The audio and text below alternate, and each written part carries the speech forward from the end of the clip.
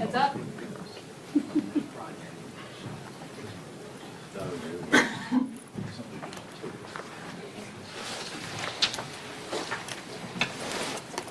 Good morning. After weeks of delay and missing Trump's own deadline, Republicans are finally putting the reckless reconciliation bill on the House floor. And let's talk about what's in it. $70 billion in a blank check for ICE and Border Patrol with no strings attached. This comes after Republicans already cut health care, food assistance, and they've already given ICE $140 billion in their big, ugly bill. On top of that, this doesn't do a single thing to help Americans with their daily costs of living crisis. The Republican policies have exacerbated along the way.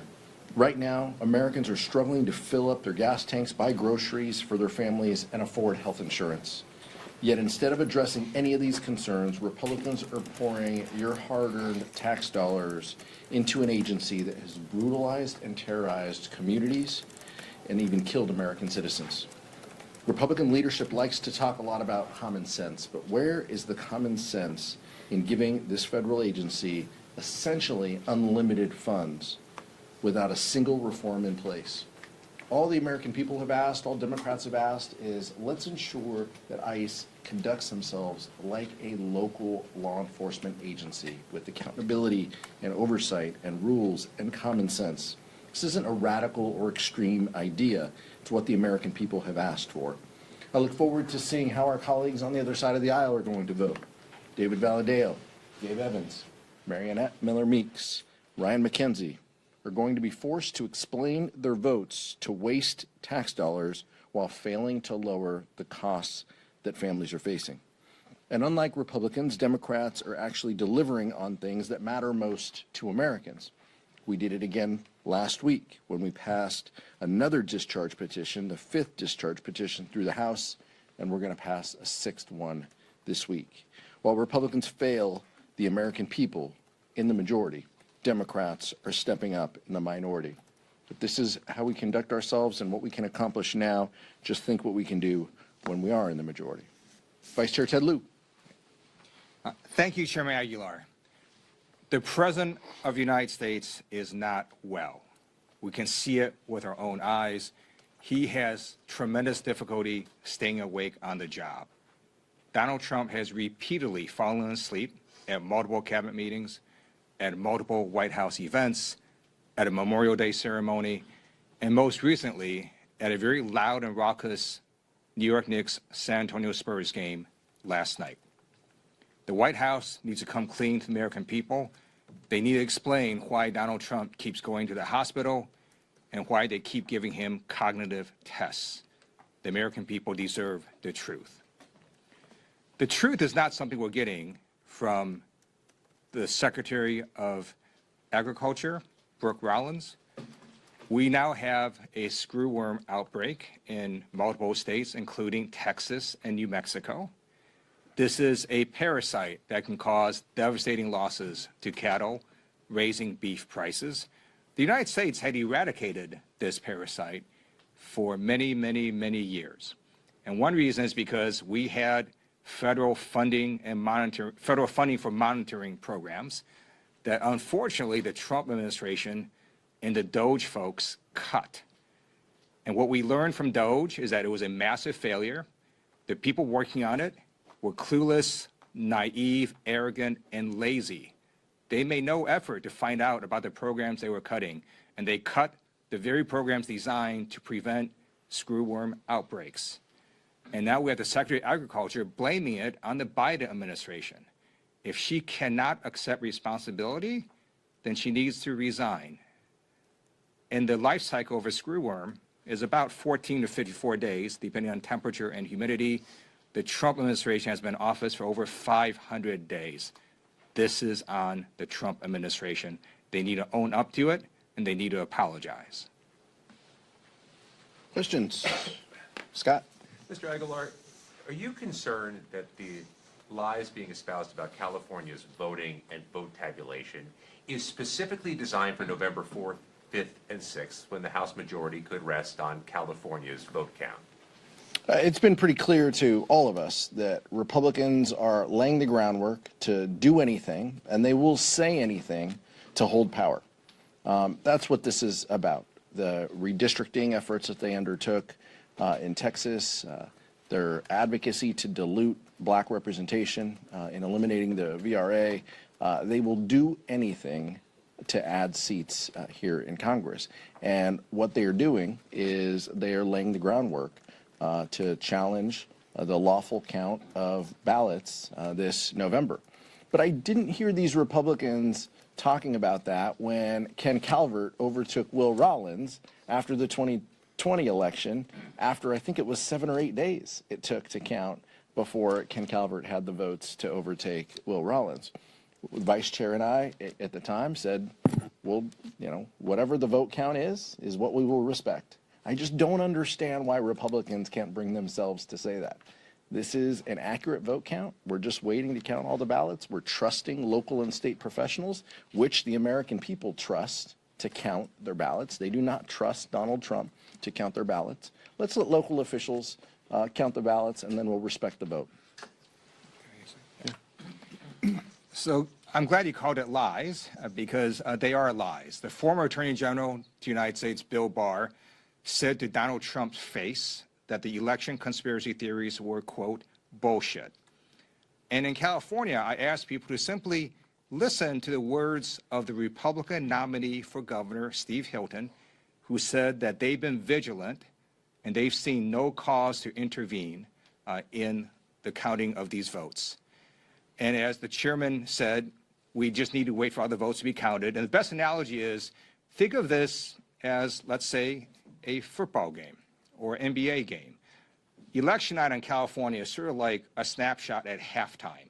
And then you got about another 40, 50% of the mail-in ballots and other ballots to be counted.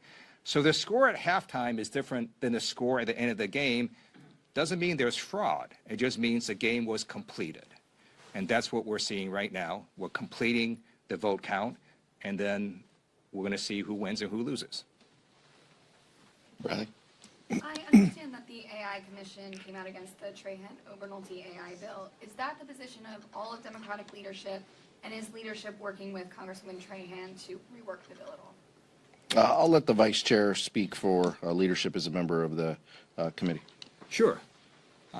So I've been working on this issue for a long time, and I welcome a lot more members to get engaged. I think it's terrific that other members are getting engaged. This is a very big and difficult issue. The proposed framework that came out last week, the commission determined that it was not something that would work because there's a lot of issues it does not cover. The commission only speaks for itself. And so it's the 3 commission members. It does not speak for the rest of the caucus, the rest of leadership. Nick, then Michael. I had a question for Mr. Liu, actually. With the AI Commission... These are my favorite questions, Nick. Thank you. Thank you. With the AI Commission, when might we expect to see some sort of framework, product, idea coming out of them for what you want to do? Sure. So we're going to continue doing the many meetings that we're doing and meeting with stakeholders in the civil rights community, the labor community, the AI safety community, academia, civil society, industry, as well as members of the caucus. And that's continuing. And by the end of the year, we'll have a framework to propose to Leader Jeffries for when Democrats are in control next year. Michael? Sticking with Mr. Liu and AI, Congresswoman Trahan said that while she respects the work that the commission is doing, this is an issue that requires urgency, and that's why she decided to work with Congressman Obernolte on the issue. Have you had an opportunity to speak with her about kind of the urgency that she is referring to? And I know that you've worked with Congressman Obernolte closely on this issue as well. You both were co-chairs of the bipartisan task force last Congress. Can you just kind of speak to the relationship that you have with those 2 particular members as you all try to look for a path forward on this particular issue? Shortly after OpenAI released ChatGPT to the world, I wrote an op-ed in the New York Times that was titled, essentially, AI Freaks Me Out.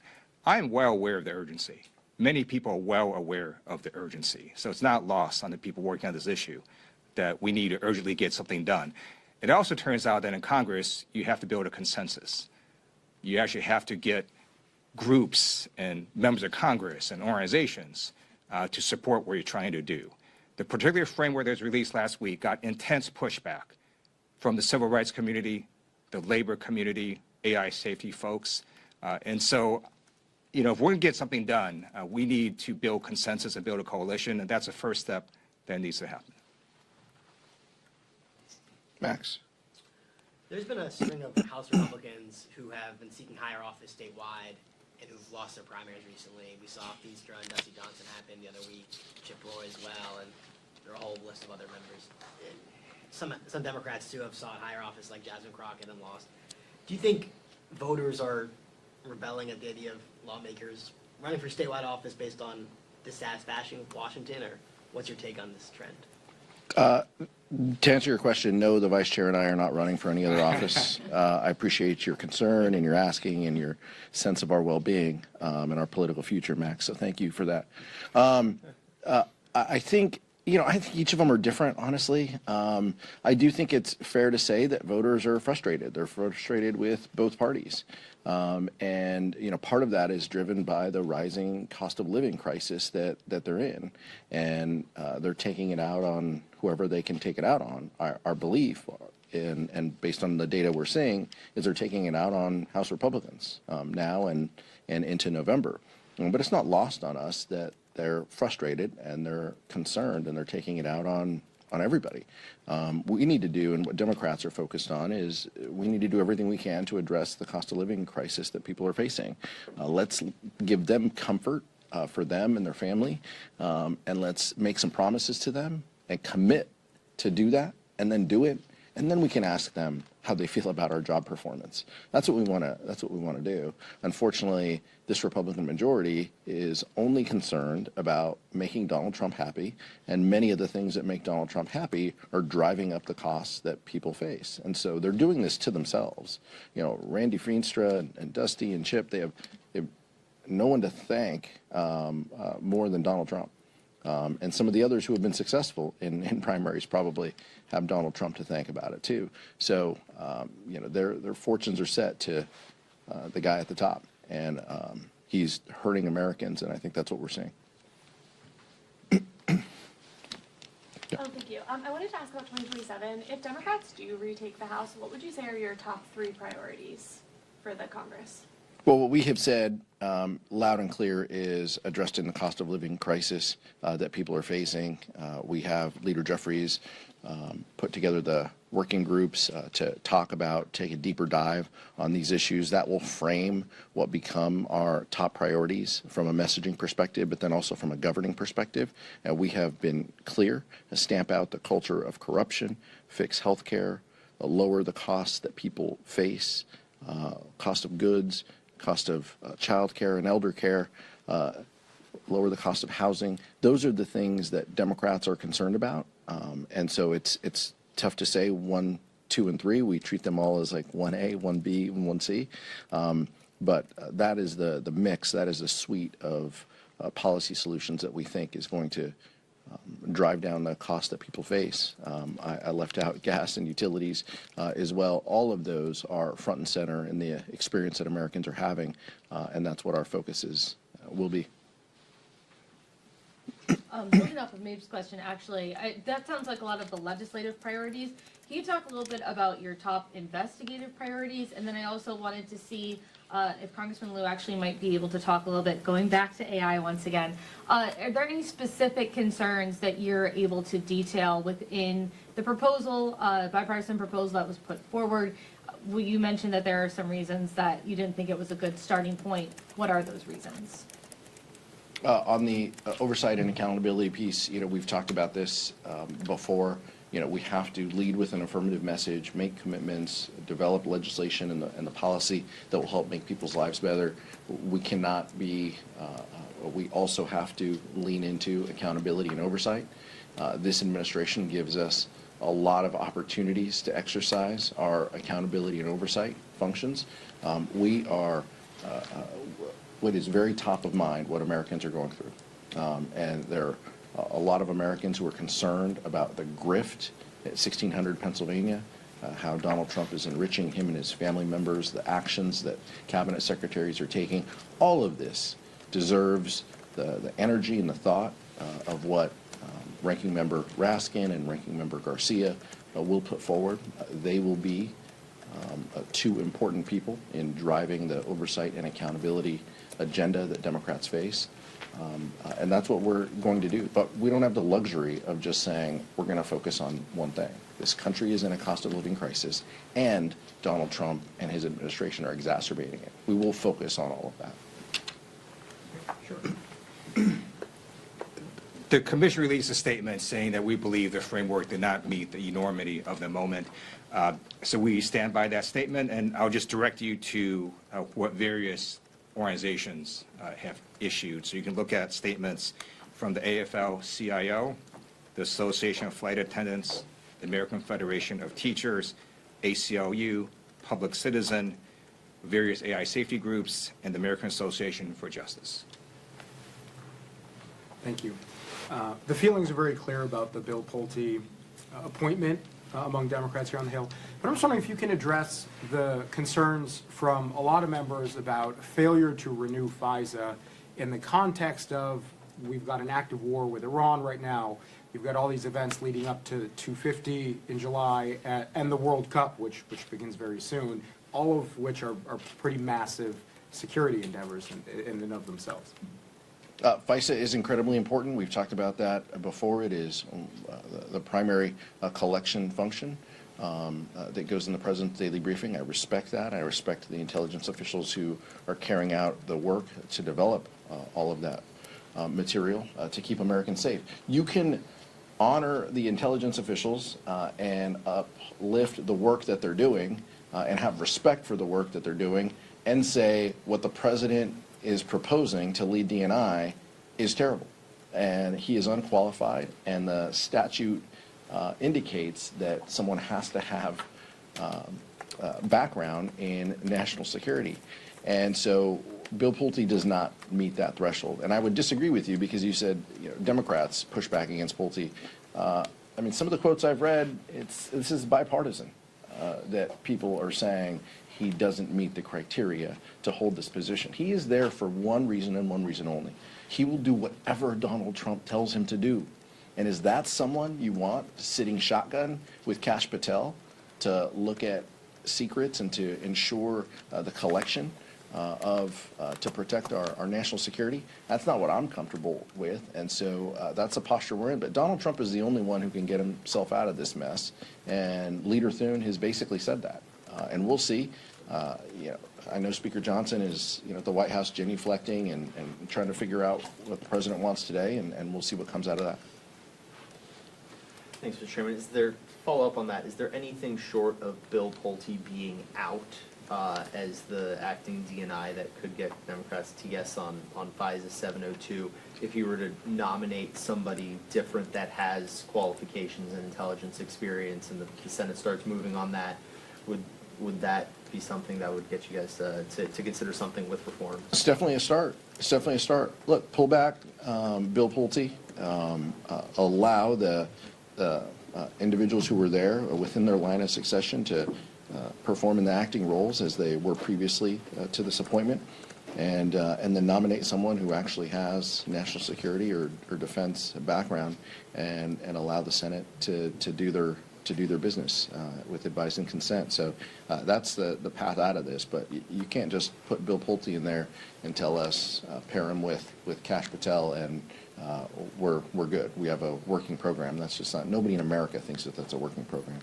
But if Pulte were to remain in the interim while the Senate's working on confirming somebody else, or does he have to be out of that temporary role? Look, we'll see. That's a hypothetical. We're not there yet. Let's see what the President says about this. But Democrats both respect the work that the intelligence officials perform, and we understand the importance of FISA, and we don't trust Bill Pulte in this position. I think you can have all of those positions at the same time. I had a question on FISA, but you answered it. But now I have a question on the World Cup, and I don't know if you've seen, but several people coming up from abroad for the World Cup have been denied entry, and they've been investigated extra ports of entry. And I was wondering, what do you make of that? And do you think, do you have any concerns that, we haven't even seen the mass of people arrive yet? Or do you have any concerns about what we might be seeing in the next few weeks? Yeah, we've also talked to tourism and travel and tourism industry folks, and some of the data that they shared indicated that people were more likely to go to Canada and Mexico World Cup matches than the U.S. I hope that doesn't transpire, and I hope that the games are a success for everyone, for the players, for everyone viewing, for the safety and security of people who go to the games. But clearly, the Trump administration and their behavior and the punitive way in which they look at immigration policy is clouding their performance when it comes to giving visas. There was a Somali referee who was denied entry into the U.S. I mean, it's shameful. I mean, and this is supposed to be, a huge world event that comes before the Olympics, where we're going to have even more athletes and even more visitors come to the country. So I think this just shows, again, at the ineptness of Donald Trump and the administration in actually carrying on basic governmental functions. And we ask, why don't you trust them with FISA? Why don't you trust them with these things? They can't do basic things. They can't do the easy things. So why would we expect them to be able to guide us and lead us and build consensus on big things when they can't even do the most basic things? It's shameful, but that's exactly what this administration does. Thank you so much. Thank you. Thank you.